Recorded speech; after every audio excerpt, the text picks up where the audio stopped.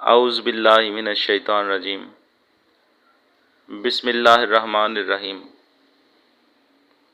Golden light 93 YouTube channel में तमाम दोस्तों को अस्सलाम वालेकुम।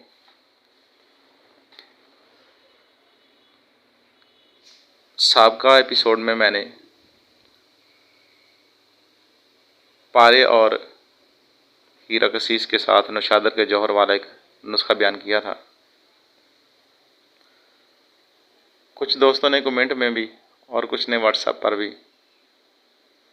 पारे की सफाई के बारे में पूछा था कि इसके लिए पारा साफ कैसे करें। पारे की सफाई मुख्तलिफ तरीक़ों से की जाती है। हर बंदे का एक अपना अपना नज़रिया होता है, अपना अपना एक तरीक़ा होता है। जिसने जो सुना है वो उसी तरीके से करता है। मैं भी मुख्तलिफ तरीक़ों से, कभी नमक के साथ, कभी सिरके के साथ और कभी मुख्तलिफ बूटियों के साथ, लेकिन इस सारे अमल के लिए जो बेहतरीन पारा बनता है वो फटकड़ी और गुड़ के साथ है। तस्वीर में आपको सारे अज़्ज़ा नज़र आ रहे हैं। हस्बे ज़रूरत पारा लें, पारे से डबल वज़न फटकड़ी लें और उतना ही गुड़ लें।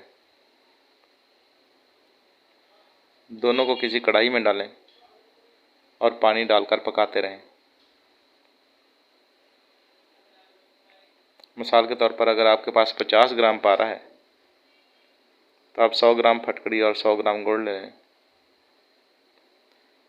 इसमें तकरीबन आधा किलो पानी डालें और पकाएं।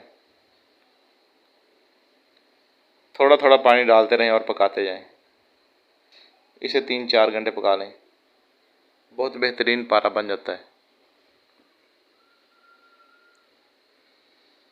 बाज़ लोग सिर्फ गुड़ के अंदर पारे को पकाते हैं, लेकिन फटकड़ी और पारे के साथ दोनों में पका हुआ पारा बड़ी हद तक भूखा भी हो जाता है और ये मुसफ़्फ़ा भी बेहतरीन हो जाता है। इसको पकाने के बाद साफ़ पानी के साथ धोएं और किसी मोटे कपड़े में से निचोड़ कर रख लें। ये पारा आपका बेहतरीन साफ़ है। अब इसे मुख्तलिफ़ तरीक़ों से लोग भूखा करते हैं। इसे भूखा करें और फिर तुख़्म देकर बाकी अमल मुकम्मल करें।